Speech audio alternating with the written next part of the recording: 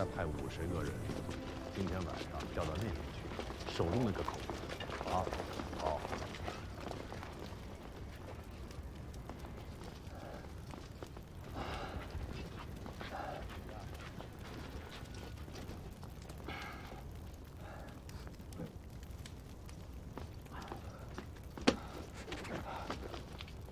你在干嘛？回禀将主，卑职钱洪树听候将主差遣。你以为这闹着玩吗？这打仗会出人命的。回禀将主，卑职知道。哎，三哥，哎，三哥，当军，少时贼寇攻城，兵凶战恶，见识无眼，可没人照顾得了你啊。回禀使君，卑职知道。郎君知道还要一意孤行是吗？贼众围城，天亲在即，区区一个吴越国检校司空，在京师之内一文不值，什么都做不了。卑职吴越亲卫第3都小校钱洪处，听候使君将主军令。你拉他开弓吗你？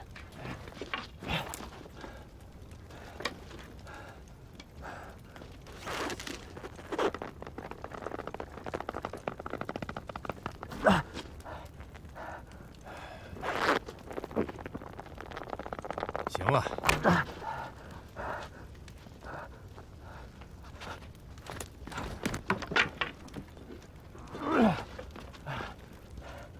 卑职可以迟钝。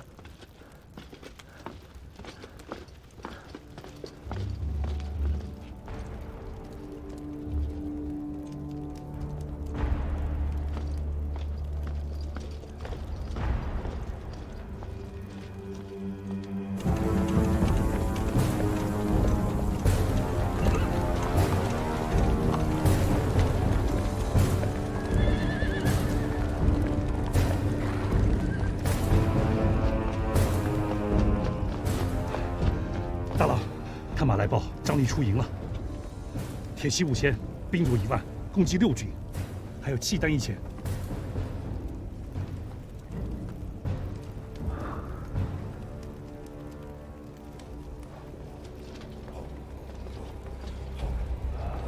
传令下去，各指挥紧守城墙，无令擅自出营者立斩。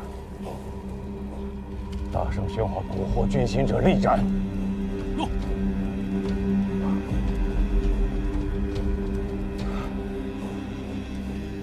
击鼓。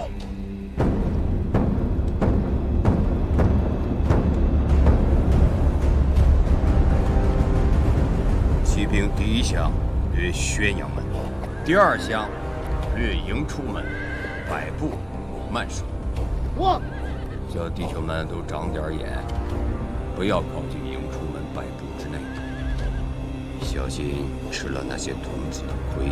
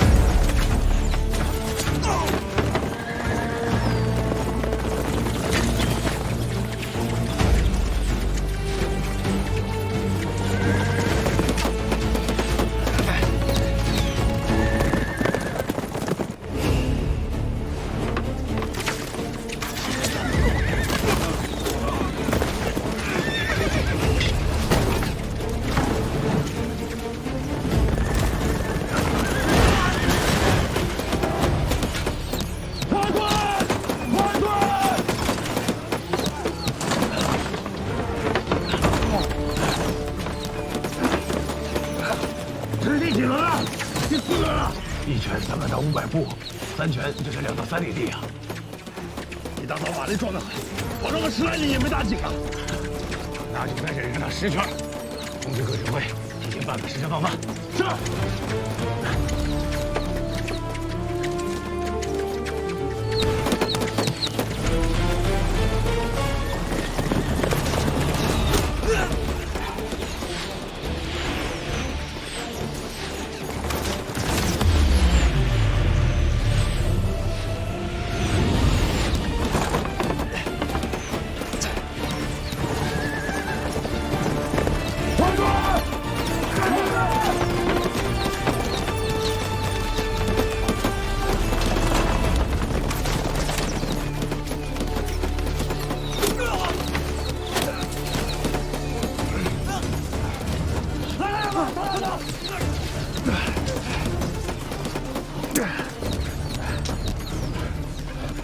11个，少50辆，2个马军指挥都用过午饭了。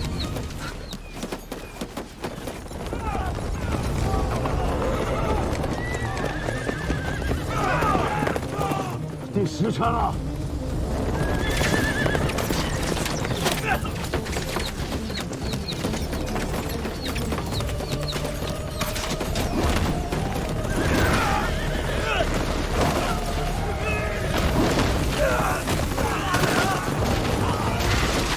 鸣金，让齐军回来。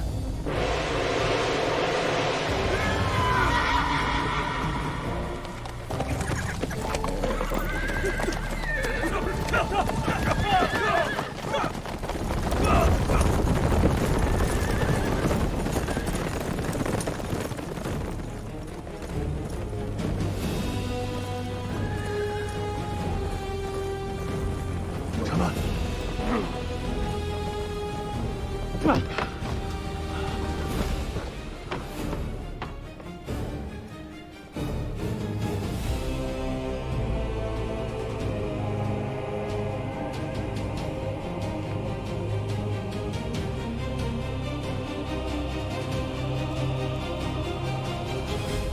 赌一把，赌一把。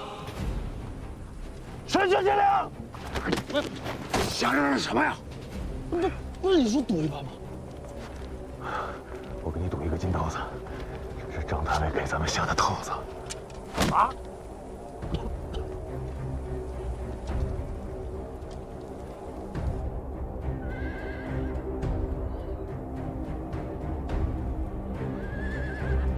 这手下倒是个有眼色。张太尉这番扭捏打扮，却遇到一个不解风情的憨郎君。男人将领法度森严，今日打不成了。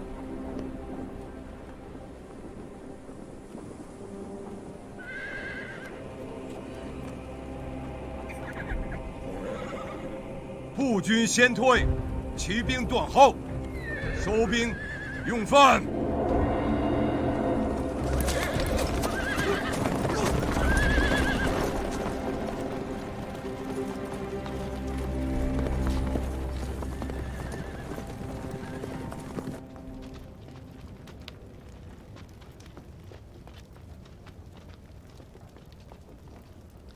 太尉，令郎此番错之，颇具大将风范啊！他日成就，不可小觑。不就是从头说到尾，死也不动他吗？咱们在城墙上不也是这般？司空说的是啊，小处长担不得使君的谬赞啊。吃这饼还堵不住你的嘴。来，水酒给我接。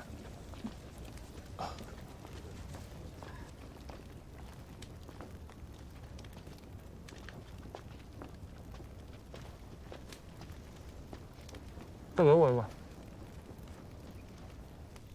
要不是我当时及时拿盾挡住，他又得中一箭。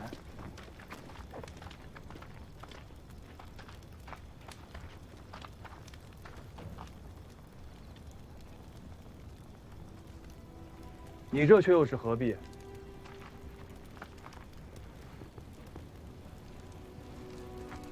何必？人都死了，拜与不拜又有何用？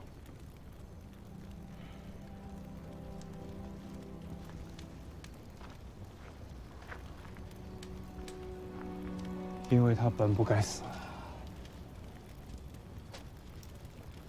这个世道也本不该如此。终有一天你会明白，这世上的许多事儿，你不得不去做，却不等同于这些事儿都是对的。世道如此，或许无可奈何，或许被迫无奈，或许每个人都有自己的理由。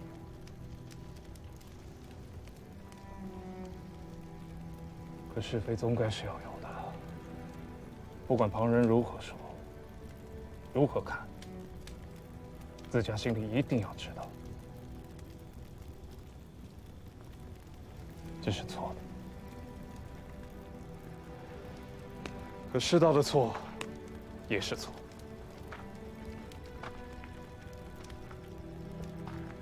不能因为世道的错，顺着世道做的事儿，便都变成了对的。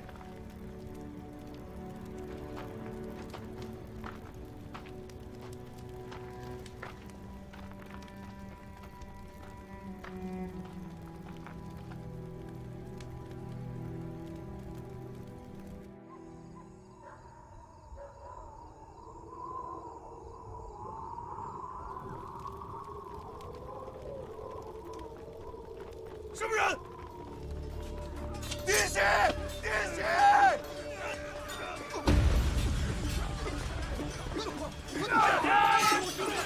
怎么了？有人偷城！偷城！拉着他，跟我走。别队，追我上前！给人给我赶下去！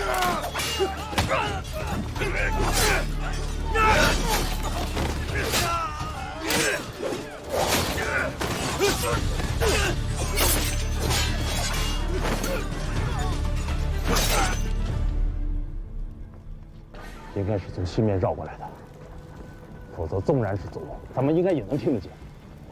夜里行军，不能骑马，但他们却得带着马来，否则一旦失机，他们想逃都逃不掉。那他们应该是牵着马过来的，将马放在西藏护城河边上，着人看守，然后再徒步从冰面上过河，再用钩镰之类的东西挂着绳索攀上了城墙。这样，我带一个骑兵指挥出去，从西面兜个圈子绕回来，将他们的马全杀了。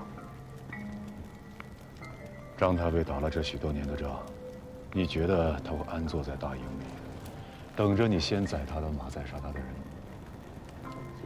来，你信不信？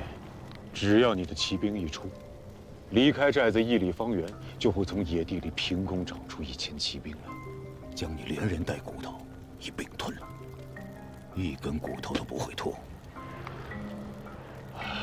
这么大的城池，就算他趁着夜色送上去100来颗人头，又能记得什么事？再者说了，10000人以上的大军调动，火把都没点上几根，这夜下的兵如何能够夜间视物又不乱阵脚？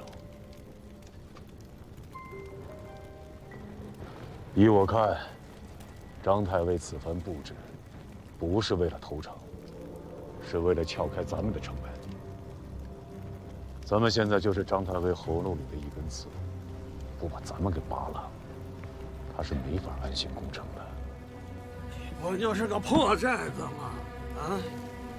也知得太尉如此殚精竭虑，为了拽那寨中守将出来，将5000骑兵派到南面去设伏不说，将自己的亲卫孝杰都放到城楼上做了饵，本钱不可谓不大呀。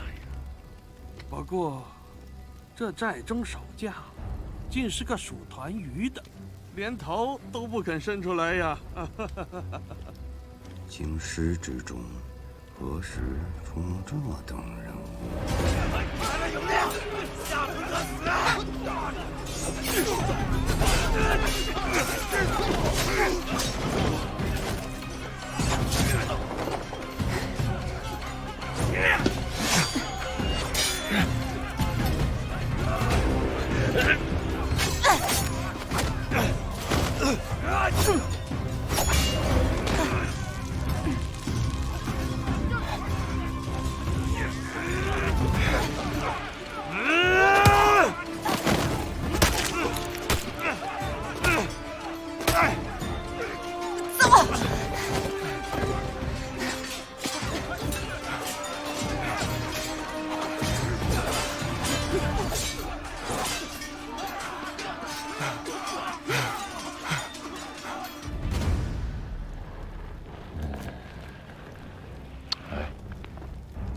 若是张太尉，将大营扎在南清河畔，又会将粮草辎重摆在何处呢？那自然是越靠后越好，越是靠后便越安全嘛。能有多靠后？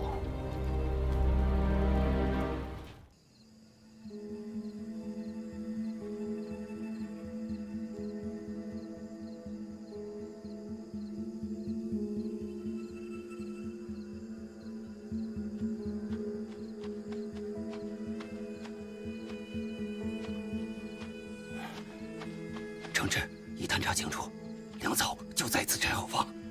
传令下去，大火点着之后，不许恋战，速速撤离，除非碰到老胆的、丧胆的，给我往死里砍！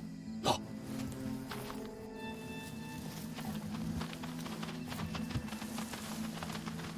余下的分成2队，一队绕到对面侧营，听信号，动手。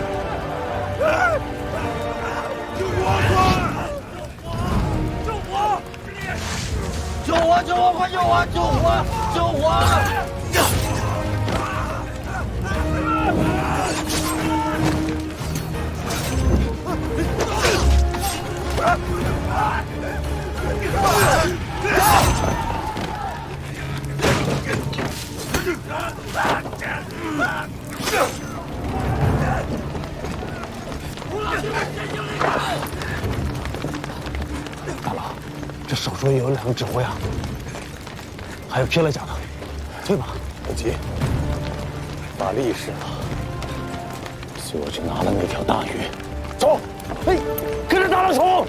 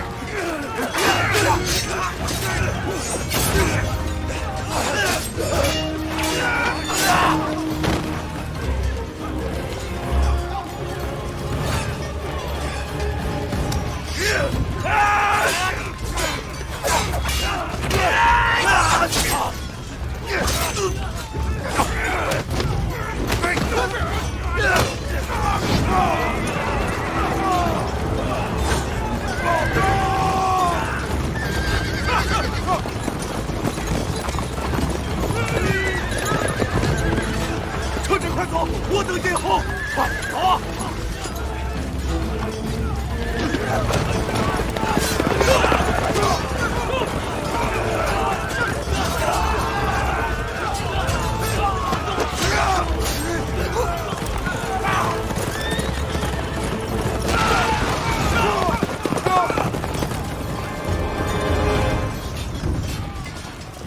尔等男人甚是无趣，难怪节里大夫不愿意陪你在这儿熬着，早早的回南寨睡觉去了。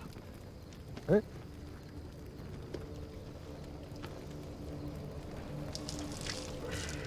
太尉，太尉，太尉，南寨失火！什么？南寨？将士们，多喝口酒，暖暖身子，壮壮胆儿啊！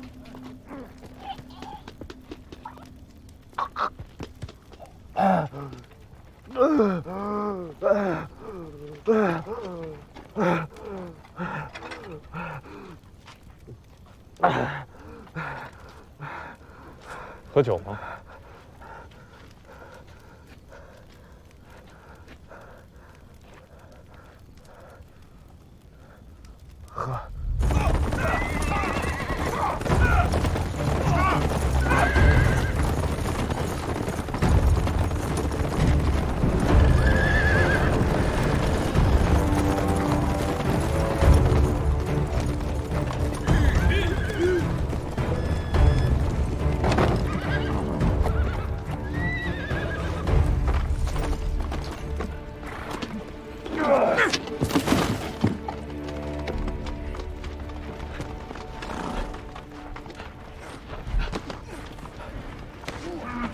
启禀主帅，我将率18支会自营后出寨向东，绕过阴山，沿南清河向西折，焚毁了张逆屯粮的南寨。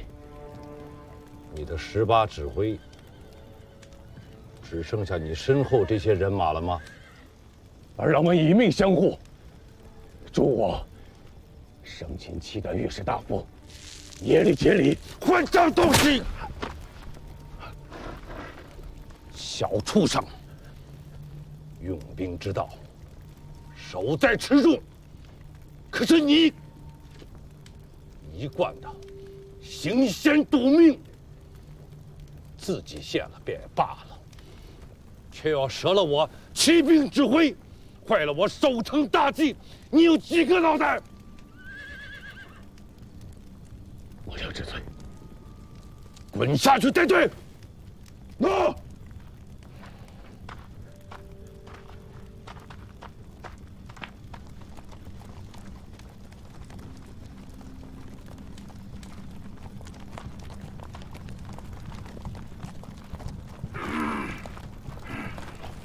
此人该如何处置啊？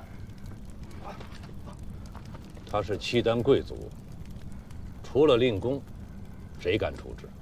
我会亲自押解他进宫的。带下去。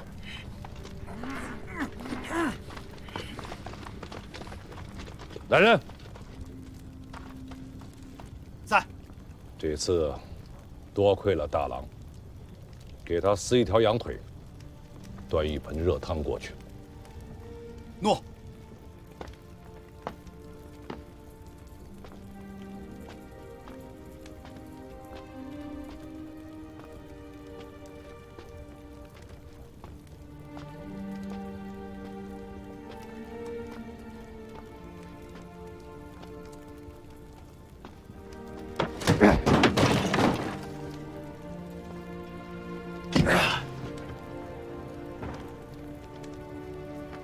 喝酒吗？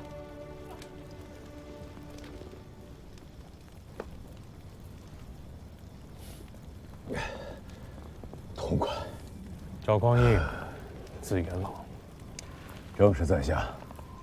郭荣，字俊贵。郭太尉家的千里马，耳朵都听出茧子来了。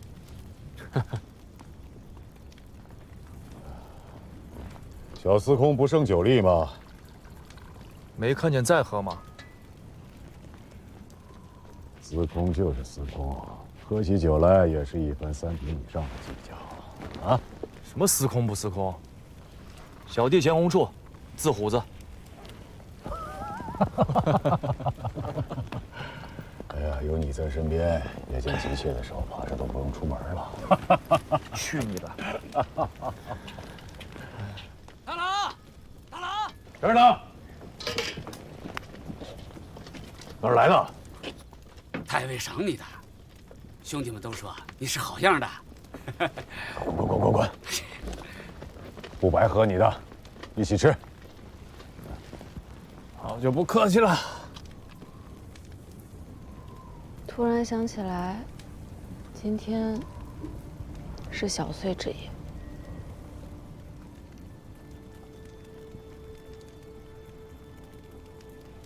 10年前的小岁，父王问我：“此生何所愿？”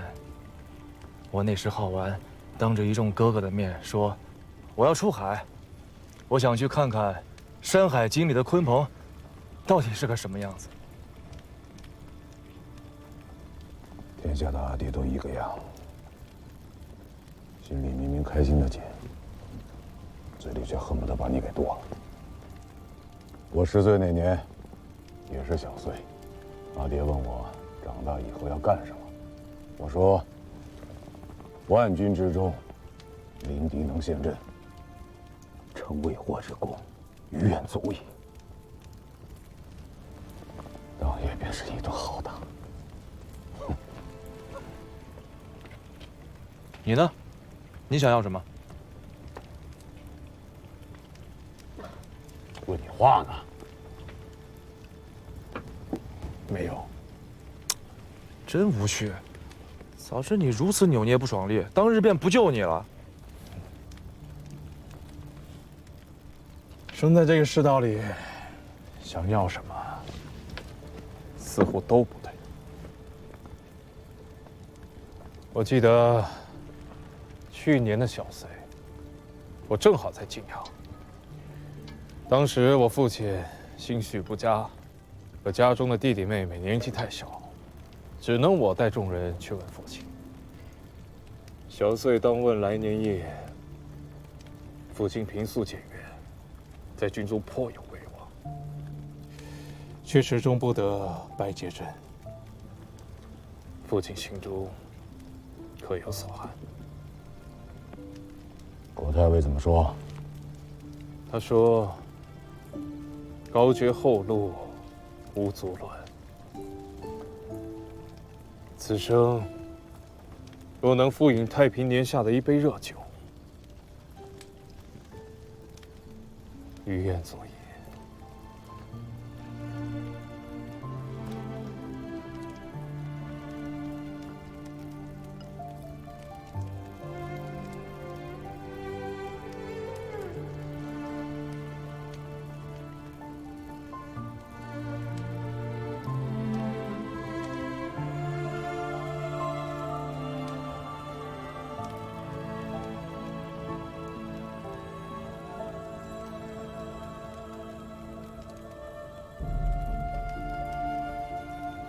好美啊！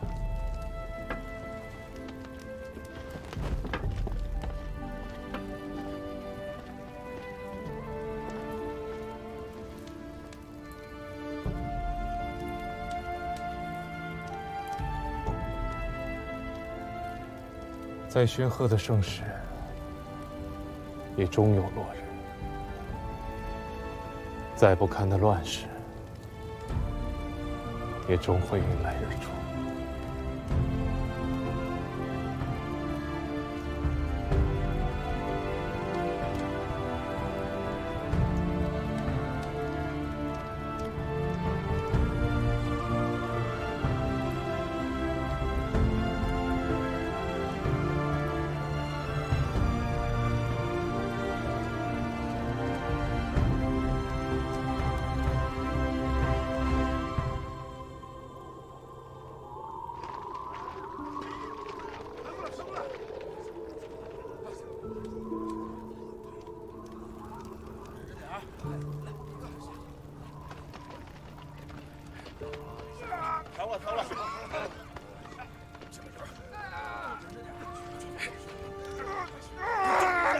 等一会儿，忍会儿啊！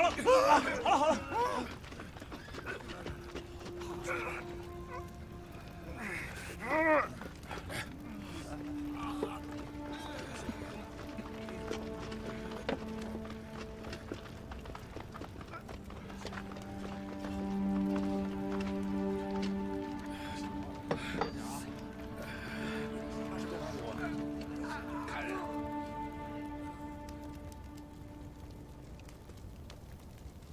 第10日了，只怕过了这个冬天，汴梁城里就没有活人了。天寒地冻，守城固然艰难，可攻城的贼众只会更难。这话也不是这么说的。城墙可视，人心不可视啊。最初几日，凭着一腔义气热血，一番高绝后路，尚可支应。如今10日过去了，渭南多变，人之常情。再加上天寒难耐，敌中也不是孤军一支啊。杜重威在腋下还有5万兵。更不要说他背后的契丹人。倒是朝廷这边，号称征朔，有一个天子，却也没有一般呢。朝堂上，也就剩下一个冯令公老头子，苦撑危局，京师之外，谁还在乎这个朝廷？谁还在乎这数十万的生命礼数啊？外无必救之兵，则内无可守之臣。罢了。